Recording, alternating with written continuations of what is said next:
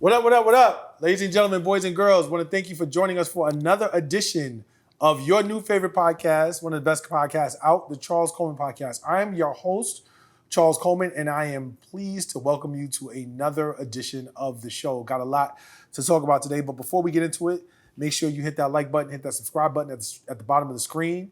And whether you're listening to us on Apple, on Spotify, on YouTube, whatever it is, on Tidal, make sure you have registered and subscribed because this is where you want to be. We are outside, we in outer space, we in hyperspace. Come get with us at the Charles Coleman Podcast, your new home for Black brilliance. So for all of you who follow the show, for those of you who are new, I have a beautiful, wonderful dream team of contributors. And I'm super excited about who I have on the show today. Is one of my favorite contributors, one of my favorite dream team members to have on the couch with me. She is the professional winner at 593 Washington Avenue. She is the boss lady. Y'all know her. Y'all love her. Gloria Sharubin is in the building on the couch. Hey, what's up? What's going on? Hey. So good to have you, as usual, on the set, Thank you. on the couch, all of that. I have a funny story for you. Okay. So you know we had the whole homecoming thing. Right. Like our conversation on homecoming, you was on the couch, we talked about it. So this is a true story. I got a call today on the way in from a friend of mine who said, there's so many things wrong with the story I'm about to tell you, but it's a true story. Okay. From a friend who was like, yo, my husband saw that I had posted your homecoming video. He went through my phone as I was going to sleep. Yes, that reaction right there. That one you right there? Yeah, that one right there. She was like, dead. He went through my phone while I was asleep last night and saw some things. And she was like, yeah, and now I can't come to homecoming. I was like, screaming. yo, sis, like, what was in the phone? Right. That's the real question. Yeah, right. Like, cause what did he find? there was mad details, and I was like, I feel like the part that you should have maybe talked about was what he actually found. Right. But I just say that to say that, like, people outside watching our videos. Listen, people outside making plans Making to relive plans. this college And experience. it has a real effect. Like, went through the phone. Delete. That's Sis, what she said. She said, delete. you mad on code with that delete. Mad on Delete. code. That's what she said. She said, what she said specifically was, he went through my phone and I fell asleep before I could delete what I needed to delete. Yeah. And I was like, what was so bad? You got to cancel a whole trip? Nah, I can't go no more. All them hugs. All them hugs got interpreted.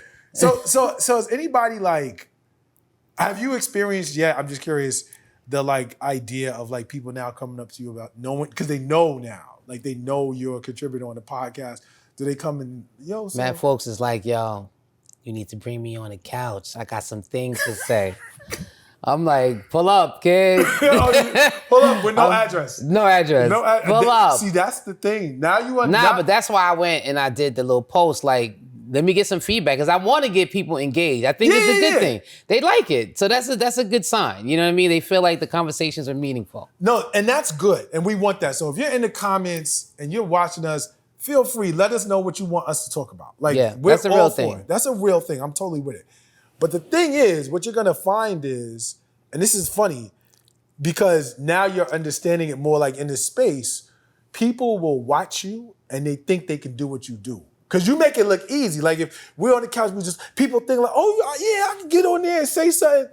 And you kind of got to tell them like, oh, well, you know, it's not what you think it is. Right. I think people really have it's a testament to what you and the other contributors do, because when they come up to you and they want to get where you at, it's because they think that you can do they can do what you do. Right. And you kind of got to like be like, But I also think, people really want to have real conversations too. that too. You know? Absolutely.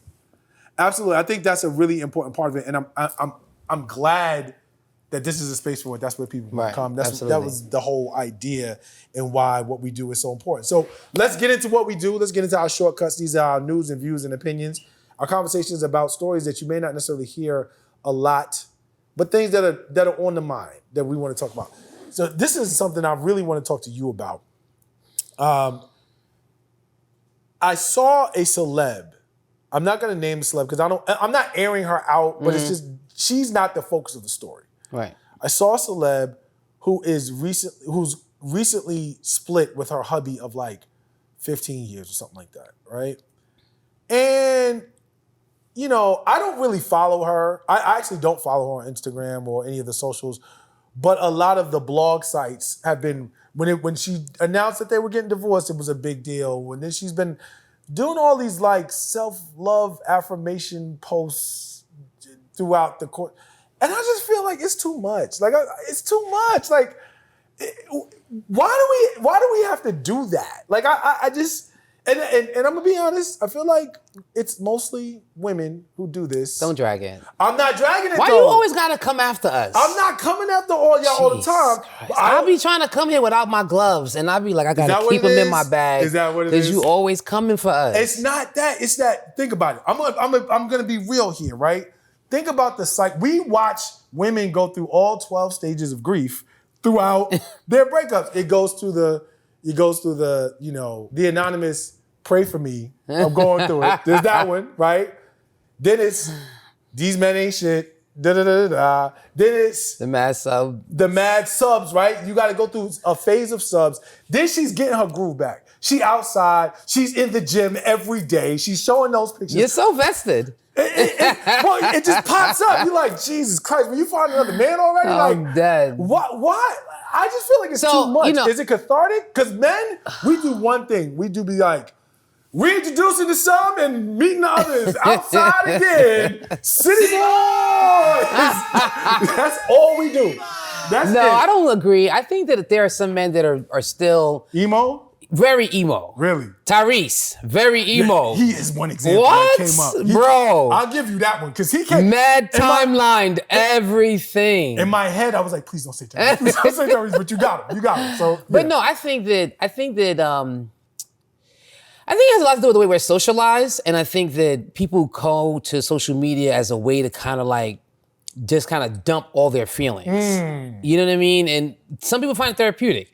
Personally, I don't necessarily agree with it. I think that the whole social community is not really vested in you. They're not there for you. And I don't think that it ultimately is beneficial, at least not for me. Okay. But, you know, other people think otherwise. You know, they go to social media for everything, for every emotional jolt throughout their day or whatever they're dealing with. In terms of the relationship timeline, you know, maybe they're subconsciously putting themselves back out there by kind of telling their story too. So, and you know, the other thing is too, I think people are responding to the way people respond to their story.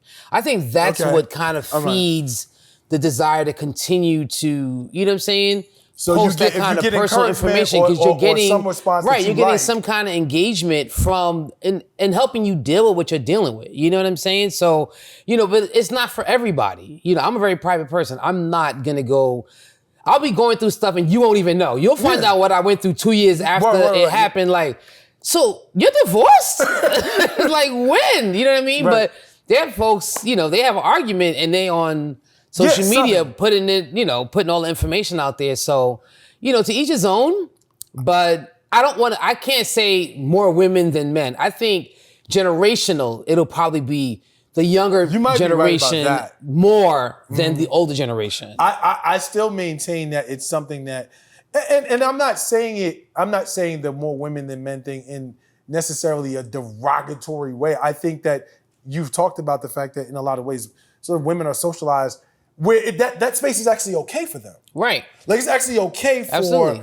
And whether it's expected, whether it's galvanize your tribe. Yeah, you know what I'm saying? Like, it's like, oh, you know, that community, to engage it in that way, right. There's less issues around it as opposed to like a man, you're like, yo, bro, like take that off social media. Right. Like real quick. So I do think that the socialization piece is real, but I just feel like it's too much. The other side to it is, once you let somebody in your business like that, number one, they become vested. Number two, you got a hard time setting a boundary around where and how this can like turn off. Right. Because I don't think that you get to then say later on, like, so girl, you know, what happened? And the worst part is when you get back together with old boy. Right! And everybody mad, like, bro. I don't even fuck with him no more now. Right. Now I gotta figure out how to bring him back in. Yeah, I done deleted him off of social media. Right.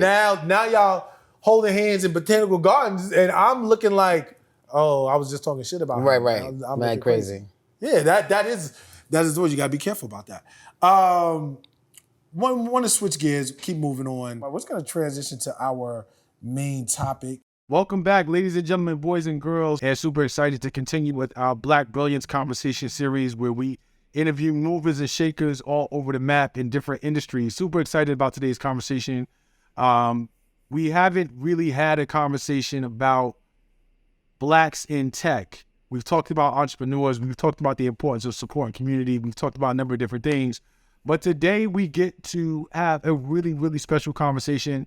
And I'm privileged because I feel like I'm talking to I don't want to use this term, like I was going to say the Black Mark Zuckerberg, but that. I'm talking to somebody who's just really, really the new wave in so many different ways, and you're going to learn why. Isaac Hayes III is in the building, y'all. Give it up. Give it up, give it up, give it up. Appreciate you, man. How you doing? I'm great, man. Thanks for having me, man. Appreciate the intro and the applause. I appreciate absolutely, it. Absolutely, bro. So it's funny. I gotta tell you a story that you don't know yet. At least you might not know it. Funny story. We're connected in a way that I had to learn about that you wouldn't know. Okay. Your father and my mother, not Catholic. For anybody who's listening, chill out, bro. For anybody who's watching, listen, chill out. Your father and my mother played in a band together at Manassas High School in Memphis, Tennessee under Mr. Abel. That's crazy. Yeah, and so your my mom doesn't even know I'm doing this interview. I'm gonna let her know later on. But my mom would tell me stories because when your pops was in high school, he was playing in nightclubs in Memphis, and would then come to school in high school, like playing a band, like after having been out all night at nightclubs. And so my mom would tell me these stories, and you know, I had no idea we would be having this conversation years later. But it was like this larger than life figure. She was like, "Yeah, that was Isaac," and I was like, "Really?" I think that's dope. I love hearing stories like that because it reinforces my father's work ethic. Like, let me tell you something. Like talking about a person, I get that from him. Word. So like, at my mom too, like very hard worker. So like, I understand like my energy to continue to work on the things that I work on. I get that from him for sure. So let's talk about the area that you're in. Yeah. Fan base, brother. You are really on the precipice of something huge. I am now a member of fan base. I need to holler at, is there somebody who I could talk to about getting verified? Like, I'm already an MSNBC contributor. Like, I'm outside like a little bit. Yeah, I'm verified on Twitter and Facebook. Is there somebody I could talk to? I know a couple people that work at fan base. I think all right. We'll talk offline and figure that out. Would love to hear your formal description of it as its creator and somebody who, you know, really had a vision. I want to hear, like, how do you explain fan base? Well, yeah, fan base is all of that, but specifically it is a social media platform that allows any user to monetize their content via subscription and virtual currency that we call love. There's two ways you make money on fan base. You make money from subscriptions and you make money from people loving your content as well. You can like it for free and you can love it. You can also post anything for free. So it's a free platform, free to post, free to download, free to use. But if you want to take content and make it exclusive to some people that can see, and you can do that on Fanbase, and they have to subscribe to you to see that. That may sound familiar because Instagram has started doing subscriptions, and Twitter Blue is a subscription platform, and Snapchat Plus, and TikTok. And OnlyFans. And OnlyFans. That's where I started thinking. I started thinking of OnlyFans, honestly. Well, there's a big difference between like two platforms. Like Patreon and OnlyFans are entirely different than Fanbase for one reason. Neither one of those are social networks.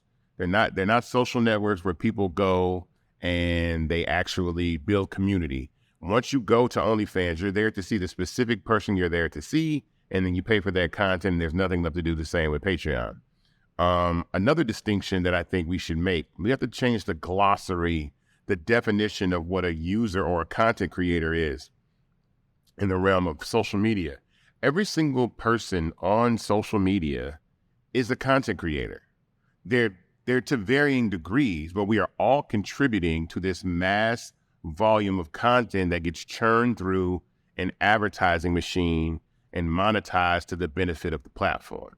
So whether you post a photo once a year or you post 100 times a day, you are a content creator, right? If you put no thought, if you just take a picture of yourself outside, it's a selfie, or you spend 30 minutes making this really crazy skit, they're going to run ads in between all of it regardless. So we are all contributing to content. So I look at the content creators as all users. So I just say users, fan bases for any single user on social media. I like that. This is very fascinating to me because it's not my space at all. I use social media, but... It wasn't mine. Right. And I want to talk to you about that a little bit. But I do have a question. Different social media algorithms are, that when you talk about social media, people like to talk about the algorithm a lot. They like to talk about how the sites run.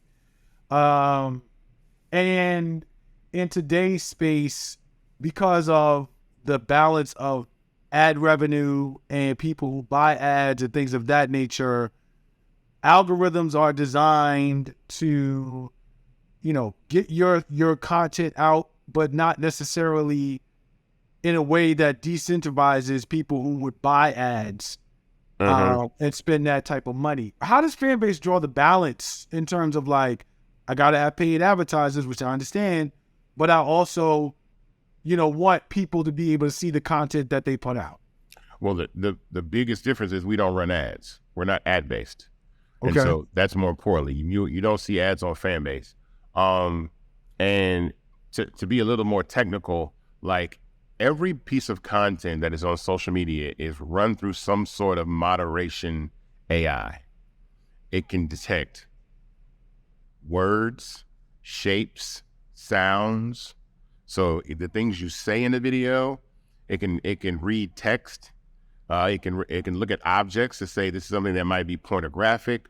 Right. So all of that stuff is run through this engine. For the purposes of advertising, one, anything with text on social media is going to usually get suppressed. It's going to get squished down because people are going to treat it like an ad. And so everybody on social media has their content suppressed. You, me, doesn't matter. The Rock, Beyonce, the content creators that are doing amazing dances on these platforms. And the reason is because once advertising became part of social media, the companies had to find a way to make money and not allow you to make money. So the simple question I ask you is, Charles, why would they let you reach 1 million people if they're about to charge Walmart and Target to reach 1 million people? Doesn't make sense. If you could reach 1 million people, Walmart would just come to you and hand you the check and use your page as the outlet to run ads on and not pay Instagram to run ads. So therefore, they have to suppress your content so you get some visibility by people that engage your content or follow you the most or like your content the most, but no one ever sees all of your content. If that's the case, someone like Kim Kardashian with over 300 million followers could charge probably $21 million every time she posted anything on her page, because a 30-second Super Bowl ad is $7 million and 100 people watch the Super Bowl one day a year for 4 hours a day. But imagine having access to 300 million people 24 hours a day, 7 days a week. The ad value of that is astronomical. So I wanted to eliminate that. I want people, because when you look at monetization, I look at it as everybody that follows you is not a fan of yours. So people follow you passively, right? And it's 95% of people. 95% of people that follow you like a magazine at the checkout aisle. Oh, what's going on today? What's Charles got going on? Cool. All right, he's doing this, he's doing that. Boom. Or they're nosy or they're haters, right? What? The other 5% is your fan base. If you monetize that through subscription, there is millions, thousands, millions, billions of dollars to be made, depending on the varying level of engagement that you get on your content. And so we don't run ads. We are a rev share model that allows people to subscribe to you for $4.99, and you wind up taking on half of that revenue. So $2.50 a subscriber, which is pretty much on par with what Twitch does with their subscription model and YouTube. So imagine if you have 5,000 people that pay you $2.50 a month. That's $12,500 a month. That's $150,000 a year, and that's more than 96% of Americans make. So the future is definitely subscriber based. Fan base was just the first platform. We are the absolute first platform that allowed a user to subscribe to another user via an in-app purchase. So anytime you can just pick up a phone, click a couple buttons and subscribe to somebody, Fanbase did that first. So what you see Twitter doing and Instagram doing, they got that directly from us. There's so much that you just said that's really fascinating. I have conversations with people all the time, and I'm glad that I'm a part of this discussion because it's going to allow me to inform other folks that much sooner. The Kardashian example that you gave is great. Like whether it's her, Beyonce, Ellen, if you have 300 million subscribers on, let's say, IG, you almost control or have access to a third of all of their users. That's a lot of people. So the numbers that you just broke down are crazy to me in terms of understanding what that is and how it works. Yeah. I wanted to ask you about a couple of things. One of the things that makes you unique is that you own the whole infrastructure, like all of it, in terms of around fan base. Can you talk a little bit about how significant that is in terms of other sites, other platforms, how it's structured, and what that allows you to do as a Black man in this space, like how unique it is that you own the entire infrastructure? Like, can you explain to our audience how significant that is and what a difference it is between other platforms? Well, most importantly, there's really nobody in the space that's Black that's created a social media platform like this. And I think the initial challenge is coming over the bias of being Black. And it just, unfortunately for Black people, things built by Black people are perceived to be only for Black people. Whereas things built by white people are perceived to be built for all people. And so we have to reinforce that Fanbase is a platform that is in 180 countries. It's on iOS and Android. It's a global app for people to use. And so infrastructure-wise, the fact that there's someone at the helm of a company that can dictate culture and monetization in a way that benefits the community that contributes to the monetization of these platforms, which is the Black community, which is Black Twitter and all the kids on TikTok and everybody doing all the skits on Instagram. They are the economic engine of these platforms because they bring the eyeballs, which bring the views, which bring the ads, which bring the revenue. So typically what happens is on platforms like TikTok, TikTok's overall goal and Instagram's overall goal is to serve a wide audience of ads. So it would behoove them to have famous white people rather than famous Black people. Because a famous white person, you can run an ad and it's perceived for everybody, right? As opposed to someone Black, it might not get the same engagement. So what happens is Black creators create a trend, a dance like the Cut It Challenge or something like that, and then it gets duplicated by other people, white people that matter, which is fine. That is fine, because that is kind of the air and the energy of a TikTok, right? It's like you do the dance, I do the dance. You do the challenge, I do the challenge. The problem is that the platform boosts the visibility of not the original creator, but the duplicator, so that they get more views, which they make more ads. And so you've got some young kid that created a challenge that might get 3 million views on their original challenge, and then someone that duplicates it like Charli D'Amelio or Addison Rae that gets 300 million views. And then now brands come and give her tons and tons of money for her reach because the algorithm is giving her the reach because they're able to make more money off of her. And then she's able to capitalize on that reach to actually go ahead and make money from other companies. Obviously, a huge amount of conversation exists in the space around free speech. Yeah. Or I don't even say free speech because I'm a lawyer, I know better. It's not a conversation about free speech. It's more about a conversation about accepted speech. Yeah.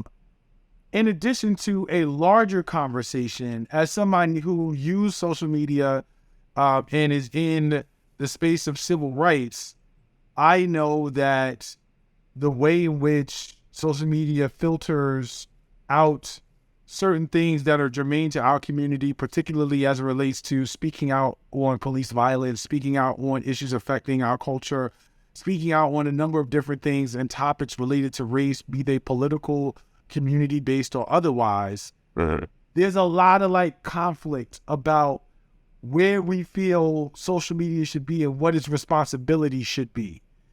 You are in the space of owning your own infrastructure and being privately owned. How do you navigate that, being that you are a Black man? This is not a platform exclusively for Black people. Yeah. Do you feel any additional pressure around that? Like, where do you draw the line there in that space, and how do you navigate it?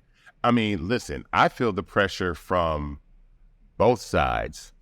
And what I mean is I feel the pressure from some people in the Black community that look at fan base and say, oh, I can go on here and say anti-Semitic stuff. I can go on here and really talk crazy about the white community, right? And I'm like, fam, that's not what it's about over here, right? It's just, I'm Black and I want you to have the ability to say what you want to say. I have no problem with anybody ever disagreeing with what someone has to say. It's the way in which you use your responses. It's the way in which you do it. You don't have to call people names. You don't have to use racial slurs or homophobic language. If you disagree with a certain person's lifestyle or existence or whatever, that is your right to do so. I think it may affect you more than it'll affect me because you got to go to work tomorrow. Like, you got to work at the company that you work at. And that's where free speech becomes the issue for people. Is like, free speech is free outside on the street, but free speech is not free if you work at Coca-Cola or Apple. Because you can't work for those companies when you do that. So it's a tough space to navigate, but we haven't faced as many challenges. But as we continue to grow, because the more the community grows, you know, because white people come on fan base, right? And then some people try to make white people feel uncomfortable. And I'm like, we can't have that. Like, how does the platform grow if you're trying to alienate everybody when, like, why would I have fan base in the UK and Ireland and Scotland if I didn't want those people to be on the platform and utilize fan base for the way it's intended for all users? So those challenges will continue to be there, and we'll deal with them as they come along. And I think a lot of people feel like as additional efforts have been made to quell our voices in places, we want somewhere we can go that we can trust that isn't going to do that. Right. I think that, and I think with you being a brother, people are like, oh, this is it. This is our place. I think that it's okay to have a space that allows us to do that, but you don't necessarily, and we don't necessarily need a space where you got, like, having our space does not mean or shouldn't mean or doesn't have to mean that it's a space to shit on other people. The proverbial cookout, like when I go to an actual cookout, we spend time hanging out and talking to each other and enjoying each other. Like, we don't spend time talking about, like, oh, white people did blah, blah, blah, blah, blah. We don't, like, at the cookout, right? So online doesn't have to be anything different in that respect. We could just have our space, you know, proverbially speaking, and it be that. I think one thing that social media has taught me is that it's deeper than that. We're binary people. Like, human beings are binary in the sense of saying there has to be someone that disagrees with you. There has to be something that forces that pull in the opposite direction 24 hours a day, 7 days a week. So I think there's a large group of people that want to share a thought or an idea and want the entire mass of people to agree with them. And that will never happen because that's not how human beings work. Choice is the thing. We are so different, unique. It doesn't matter about race. It doesn't matter about religion. It doesn't matter about sexual orientation. Like, even in our own community, we are divided amongst our own community. There's some people that are mad at Deion Sanders and other people that are cool with Deion Sanders and what he did. So it's just, social media is taught me the psychology of human beings everybody has to have a choice to decide how they feel. And a rule for anybody that's listening, I say this all the time. I never, and I didn't used to do this, but it's probably been over a decade. I never post anything on social media that I would not say out loud. I don't post my thoughts. I would only post words that I would say to somebody if I saw them. So if someone's in their head like, man, I wish I could throw my boss off a bridge. Like, I'm not. People say that kind of stuff, or they'll post their thoughts. Bro, I'm a lawyer. You know how many times I've used somebody's social media post against them, either at trial or as part of a case, because they said some wild shit on social media, and I was like, oh, word? Right. And you just get it, and it's there. Like, it happens all the time. For us, how do you normalize it so that people understand, like, yo, I'm Charles Coleman. I talk civil rights. I'm in my civil rights bag. I'm talking civil rights, and I give a certain number of lectures or conversations or what have you on this app. But you gotta pay for it. Yeah. Like, it's not a Facebook Live. It's not an IG Live. It's something that you only have access to if you pay for it. How do you make that just a normal part of our psyche or our ins and outs? Or is it just like either you gonna get on the wave of the future or you're not? So two things. One, it already exists now and people do it. It's just younger people and predominantly white people. And so I know creators on Patreon that are making $230,000 a month, right? Think about that, like $230,000 a month off subscription. I'm clear. I'm clear. But they're white, right? The difference is two things. Quick story. The reason that I built Fanbase was when I first thought of the idea, I asked a friend of mine who was in her 30s, hey, like, I'm about to make this app where you can people subscribe to other people. And she's like, I'm not subscribing to no person. Right. Like, that was her initial thought. So I'm thinking about it. I went to the Apple store here in Atlanta, and I saw one of the employees, young girl. I think she was like 21. I said, hey, let me ask you a question. What's your favorite band? What's your favorite artist?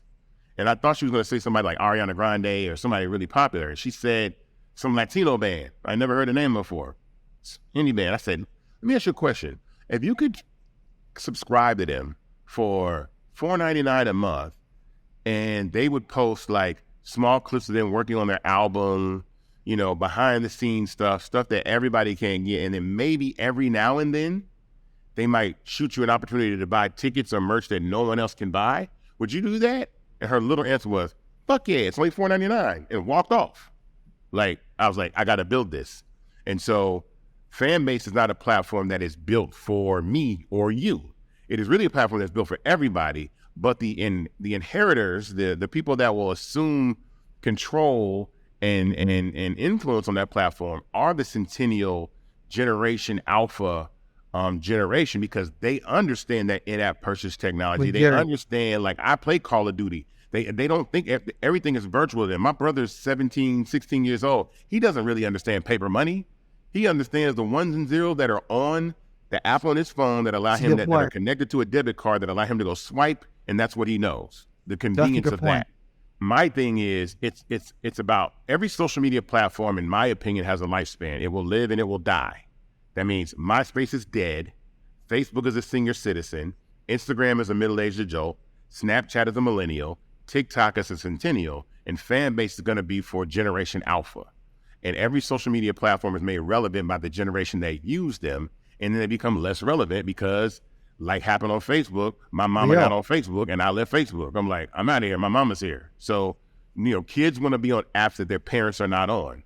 And so as long as that exists, kids will flock to spaces where they can get away from their parents, talk about movies and music and sex and life and things that they wouldn't say around anybody else, and feel comfortable doing so without their aunt or their grandmother saying, what are you doing? When it comes to the Black community, we are taught to give away our content before we ask to be paid for it. The white community puts a value on content the moment that they create their content. That's even like... There's no mixtape version of social media for white people. There were no pop mix CDs. There were no country mixtapes. It was like, here's the product, buy it or don't buy it. Fanbase, I love it. That's using your fanbase. It's that is Black brilliance. That's what we're talking about. This is a Black brilliance conversation. Talk to me about where you guys are, because a lot of people may not realize this. We're very fortunate to have you as a part of this conversation, given the timing, because you're really making it work.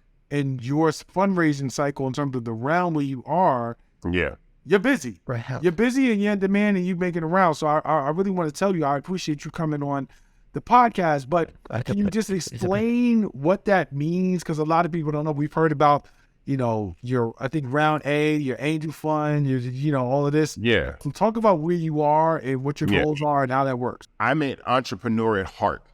Because I've had a very successful career licensing my music, I was able to fund Fanbase with my own money, spend $200,000 of my own money building it. So then when it came time to raise money, COVID hit. And I'd had one conversation with a VC, and the conversation made me feel like I was back in the music business. The VC was very cocky.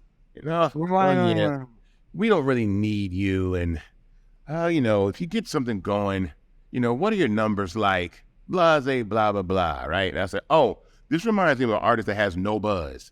And you just walk to the record company and they give you that standard record deal that you wind up saying you got screwed over like 10 years later when I signed for 5 albums and for $50,000 and they own my masters and all that kind of stuff. And I was like, wait a minute. So a friend of mine suggested equity crowdfunding. And equity crowdfunding is an entirely different avenue where people can fund their businesses through the general public investing in their startups, thanks to Barack Obama and Joe Biden with the Jobs Act. And so people don't understand accredited investors. It's really a scammy, kind of way of saying, we want rich people to have access to invest in early stage companies before anybody else. And that rule has been in effect since 1933. So it doesn't matter if you were white or black. It was right after the Depression. It's just wealthy individuals said that if you don't make $200,000 a year for 2 consecutive years or have a net worth of $1 million minus your house, you can't invest in Microsoft or Apple or Google. You're locked out. It's illegal for you to do so. I read about a guy named Orrin Michaels. He put $5,000 into Uber in 2010. When the company went public in 2019, his $5,000 was turned into $24 million. Wait, so you're telling me in 9 years, he took 5 G's and it turned into $24 million. And the only reason he got that shot and I didn't is because he was already really rich? I said, that's some bullshit. So you don't have to be accredited to go to Vegas and gamble $5,000 away. You don't have to be accredited to go buy $5,000 worth of lottery tickets. So why can't I bet on Apple? Why can't I bet on Uber? Why can't I bet on these companies?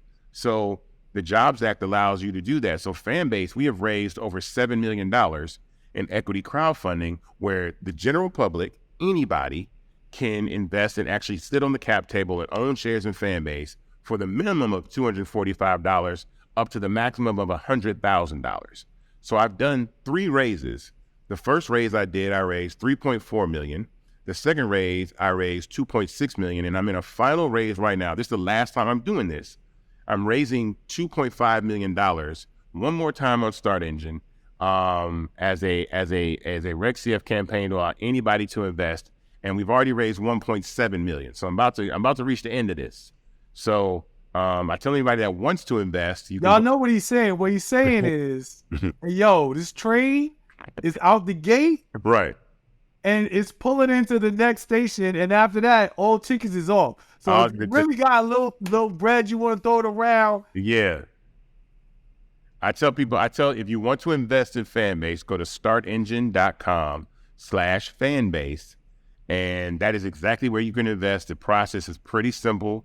It's very straightforward. And, like I said, the minimum is $245. That's the price of a pair of J's or a steak dinner or, some really nice, clothes or whatever it is. You might go spend that at alcohol and drinks at night. Blow that in the night. Yeah. So let me go put New York, you live in Atlanta. We'll blow that in the night. Right. Let me go put $245 on some stock on this startup. And if this thing becomes a super unicorn and when it becomes the next Facebook, that Facebook that at one point had a market cap of $900 billion, that is ridiculous. But think about that. Or even $100 billion company, that's still, a $2,500 X return on an investment, right? Which is crazy because most investors look for 3-4 times X. But I know the value of what Fanbase can be. So I encourage everybody to invest because here's the thing. It's literally the biggest legal flip of all time. And what I mean by that is I tell people what directly affects the value of a social media startup? The users. If everybody left Instagram, it'd be worth $0.00. Clubhouse, $0.00, right? So what if we all bought shares in a startup and then we all went there and used it?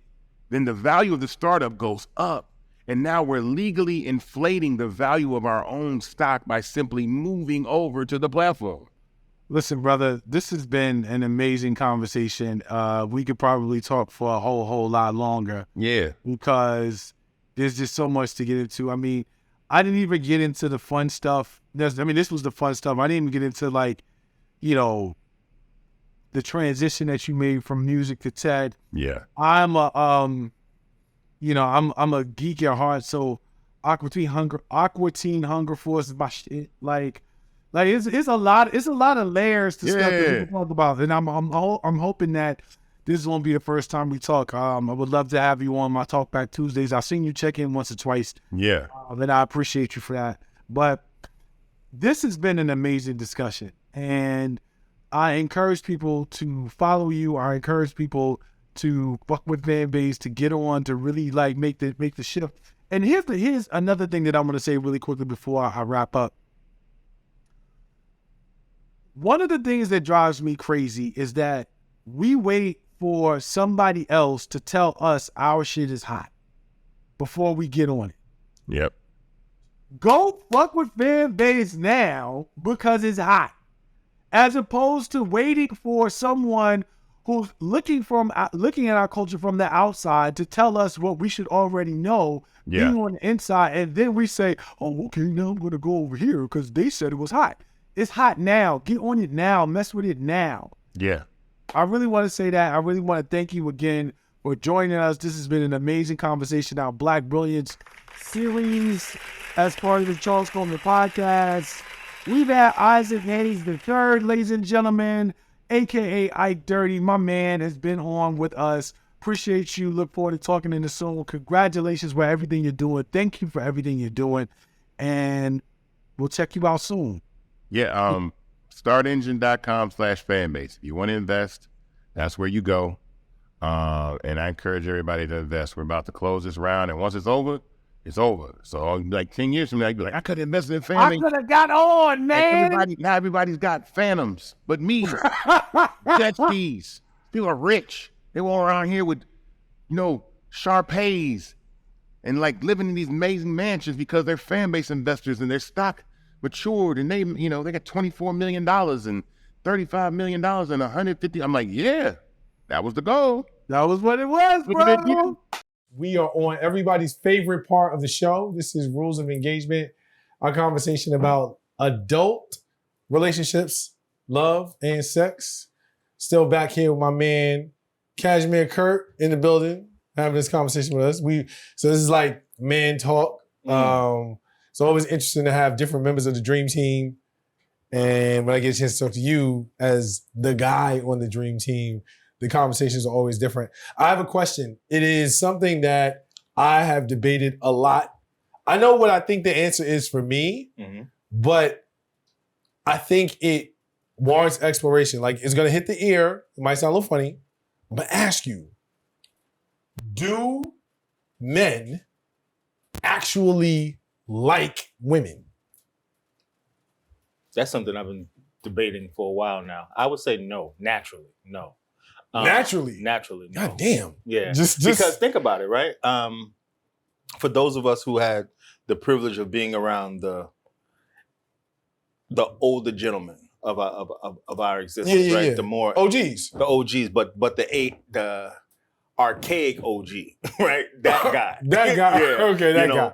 They didn't celebrate the moves of women, right?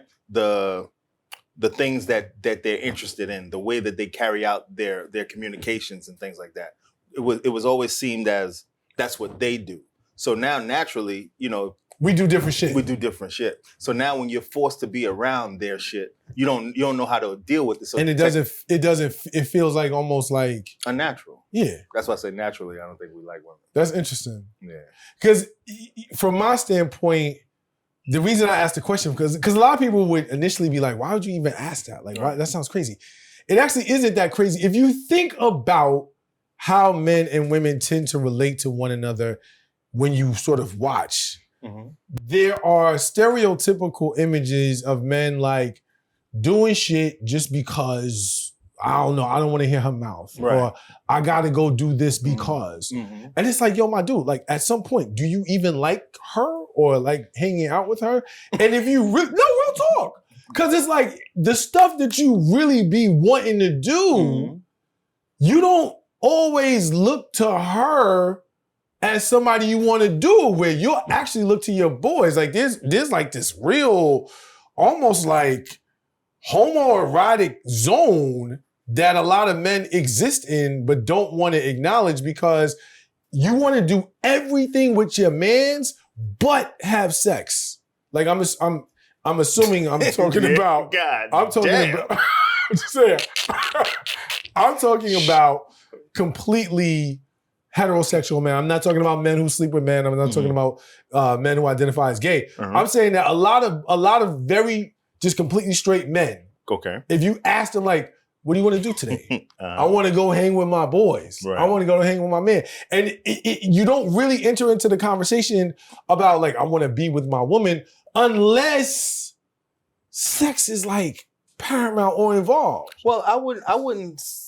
And it's like, yo, well then how much do you really like her? Do you like her or do you like having sex with her? Yeah, I get your point. You see what I'm saying? Like you don't really like her.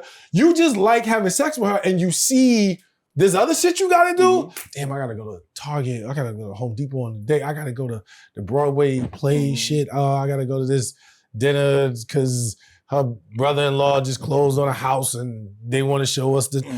I gotta do all of that as a condition of I just want to keep having access to that box. Right. I don't like doing none of that shit. I don't want to do any of it. I don't want to go to the Met to see Nothing. Nothing. I don't want to do it. Right. I don't want to do it. I want to hang with my boys. I want to go have cigars. I want to go to the gym and play basketball and do that shit. That doesn't necessarily involve her, right? Not saying that there are not activities that I wouldn't mind doing with her, right? But a lot of the shit that she wants to do, I don't want to do. Well, you like as a man, like I feel like that's how a lot of men are wired. I think I agree first, but also, you're familiar with contracts and things like that, right? So it's almost like the same way you feel like you have to compromise and make these sacrifices to gain access to the box. I think it's reverse in their mindset of saying, well, because I'm giving him the box, this is the things he has to do to please me, which both angles are born out of compromise. Yeah, but if that's the case, right, aren't we just negotiating this whole shit the wrong way? Like, that's my thing about it. Like, you don't want to do this. I don't want to do that. Why don't we just change what the expectations are? I think a large part of it is just maybe we're expecting the wrong things out of our partners in relationships. Maybe, like, no bullshit. Like, maybe you shouldn't expect me to go to the Met with you. Maybe you should do that with your girls. Like, the only reason, like, really, like, why do you want me around? You want me around? Why? Because you want your peoples to know that you have a man? Yes. So, like, they know you got a man. And you dress nice. All right, cool. I mean, I can dress. You're an accessory. Yeah, like, but that's my point. Like, why are we doing this? Why not? Because it's the same thing on their end, too. That's my point. The whole thing is a sham.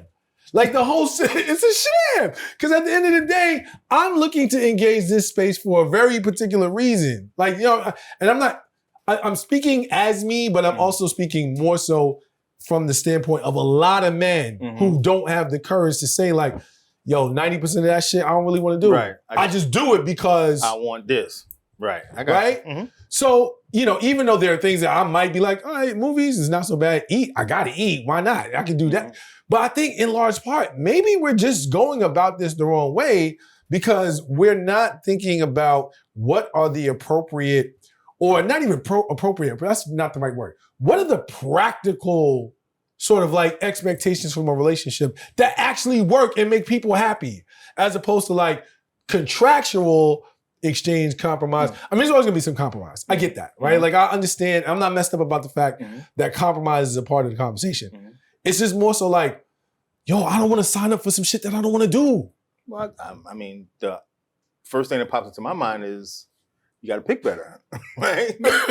maybe that chick just ain't worth that type of effort for what the exchange rate is, Some currencies, just the exchange rate is just whack. At the end of the day. You know what? It's funny that you say that because, like, the thing that throws everything off is like box value. Like when the box value is high, you do all kinds of shit. You do whatever. Oh, you want to go to Disney? Tonight? Tonight? Let's do it. So we can catch the 453 out to Orlando. You know? Get out there and, Word. us and Donald Duck, we should have a good time. I get that, but that's the thing is that like the box can throw the equation off. But I still think, we have all these conversations about dating intentionally and being intentional in dating. I think, I don't really want to do the shit that I don't like doing and just being really fucking clear about that, where it's just not ambiguous, as opposed to like, because here's the other thing that happens is you convince people that you're actually okay doing certain stuff when you're really not. Correct. Creating a false standard. Got it. And then there's this whole thing, and not just that. Not only did you mess it up for yourself, you messed it up for the next dude too. Because now you've created this expectation where she's like, oh, this is normal.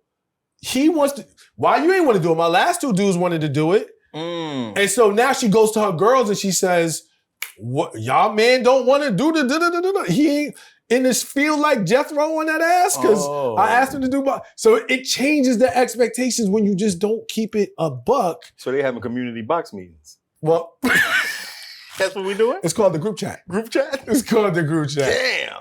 Well, listen, thank you for joining us for another edition of The Rules of Engagement on the Charles Coleman Podcast. I'm Charles Coleman. This is one of my favorite Dream Team members, Cashmere Kurt. Please like, subscribe, follow, and share. We'll catch you soon. Leave us your thoughts in the comments. Let us know what you think. All right.